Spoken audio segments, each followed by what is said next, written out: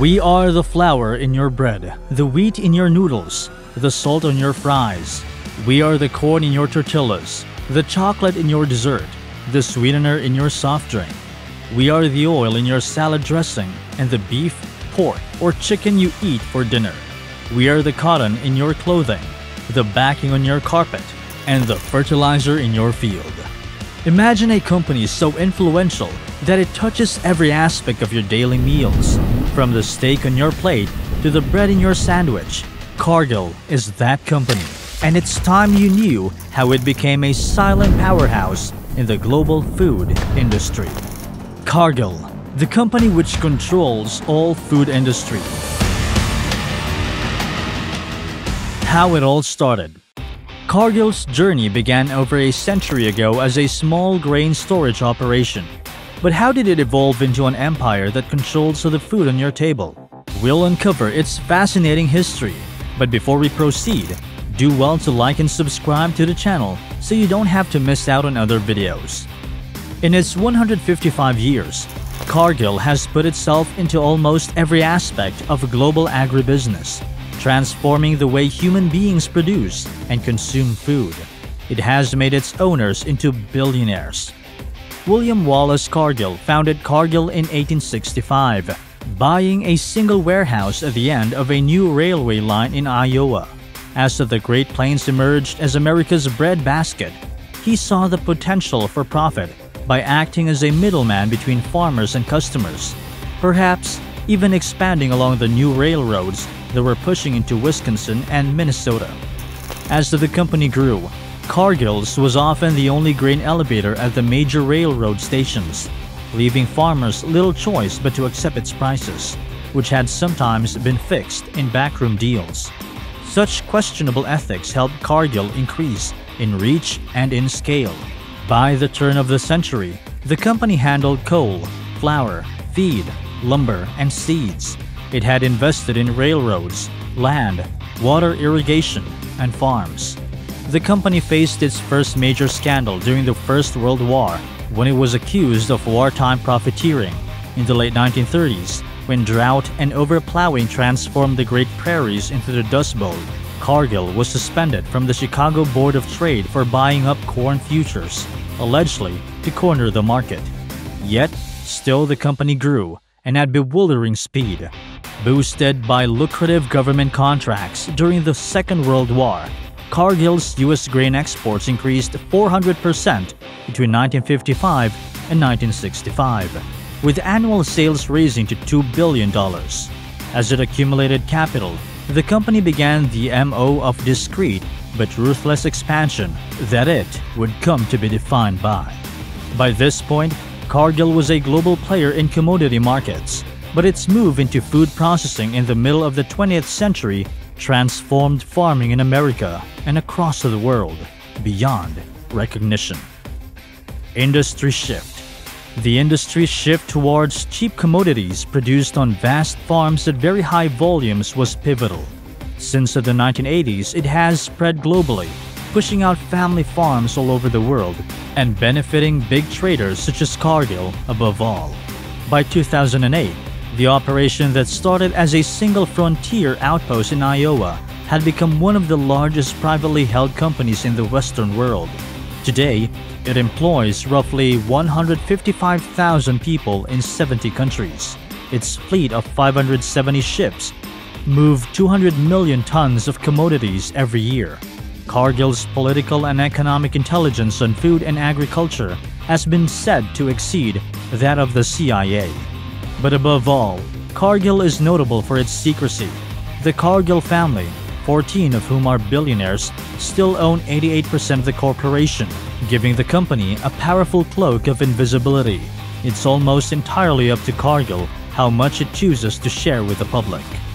Cargill's involvement in every process. A vast proportion of the world's main agricultural commodities pass through the hands of just 4 international trading corporations. Said Millstone, Cargill is one. Where food is sweetened, preserved, emulsified, milled or imbued with additives, there's Cargill, and it's present through various stages of the process, meaning it can dominate across sectors. With soya, for instance, Cargill might buy beans from Brazilian farmers, store them in a Cargill silo, take them across the ocean in a Cargill-leased ship to a Cargill feed mill, then truck the resulting animal feed to a Cargill-contracted chicken farm. Avara, Cargill's joint enterprise in the UK with Fazenda Foods and the banner under which its chicken farms operate, supplies chicken to Tesco, Nando's and McDonald's. But there's no reason that anyone buying a fillet of British chicken or tucking into a McChicken sandwich would know that an American corporation had been involved at almost every step. Controversies. Away from its soya operation, Cargill is also one of the world's top 3 meat packers, a practice where misstep can be fatal. In 2000, 7 people died, 29 were sickened and 3 women had stillbirths or miscarriages, linked to a listeria outbreak in sliced turkey from a Cargill processing plant in Texas.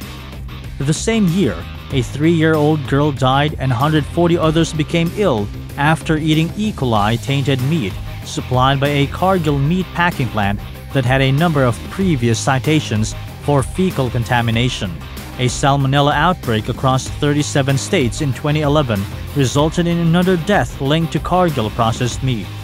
In 2009, the New York Times found that Cargill-supplied hamburgers contaminated with E. coli had been made from a mishmash of cheap scraps more likely to have contact with feces, some of which had been doused in ammonia to kill bacteria. The process saved Cargill 25% in costs, but left one consumer paralyzed from the waist down. At the time, a Cargill spokesperson told the New York Times, "We are committed to continuous improvement in the area of food safety. Even though safety protocols are generally followed, the industrialized meat industry in the US is more prone to outbreaks than in Europe, largely because livestock densities are higher and hygiene standards lower." Cargill has also violated various US environmental laws in recent years. Noxious waste from hog farms and fertilizer plants has been spilled into creeks and streams, including in Missouri and Illinois, and bays from San Francisco to Tampa, killing countless fish and fouling up wildlife refuge, wastelands, and reserves. It looked like ink, the water, a farmer said of a 2012 hog waste spill in Illinois. "There were fish all over the place, dead. It wasn't fit for nothing. Not even a wild animal could drink out of it." Air pollution has also been an issue. In 2005, the company reached a settlement with the U.S. Environmental Protection Agency, or EPA, following a complaint alleging that it had significantly underestimated its emissions of carbon monoxide and pollutants at oilseed processing plants in 13 states. 10 years later, Cargill agreed to settle with the EPA over alleged Clean Air Act violations, this time for allegedly failing to meet regulations governing pharmaceutical emission standards at its vitamin E manufacturing facility in Iowa. In both cases, the company made no admission of liability. In the wealthy global north, Cargill's negative impact has been largely limited to food contamination and environmental pollution, but the global south has experienced the more wide-reaching effects of commodity agriculture. Perhaps most shockingly, there has been an allegation that a farm supplying Cargill has used child and slave labor. Cargill, however, denied any wrongdoing. Cargill's collaboration with West Africa and more controversies.